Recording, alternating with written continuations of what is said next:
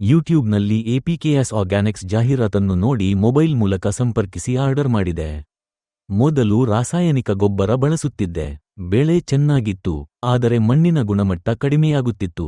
ಆದ್ದರಿಂದ ನಾನು ಆರ್ಗಾನಿಕ್ ಕೃಷಿಗೆ ಬದಲಾಯಿಸಿದೆ. ಮೊದಲು ಕೊತ್ತಂಬರಿಗೆ ಅಭಿಮಾನ್ ಬಳಸಿದೆ. ಬೆಳೆ ಹಸಿರಾಗಿಯೂ ಉತ್ತಮ ಬೆಳವಣಿಗೆ ಕಂಡುಬಂದಿತು.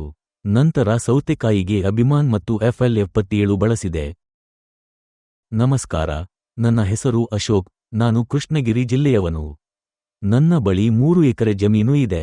2 ಎಕರೆಗಳಲ್ಲಿ ಕೊತ್ತಂಬರಿ ಬೆಳೆ ಮತ್ತು 1 ಎಕರೆಗಳಲ್ಲಿ ಸೌತೆಕಾಯಿ ಬೆಳೆದಿದ್ದೇನೆ.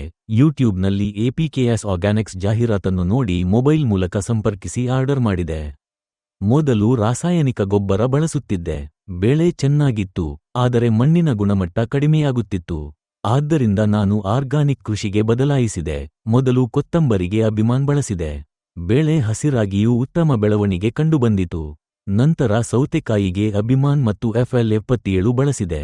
ಸೌತೆಕಾಯಿ ಉದ್ದವಾಗಿಯೂ ದಪ್ಪವಾಗಿಯೂ ಬೆಳೆದಿತು. ಹೂಗಳು ಮತ್ತು ಕಾಯಿಗಳು ಆರೋಗ್ಯಕರವಾಗಿದ್ದವು.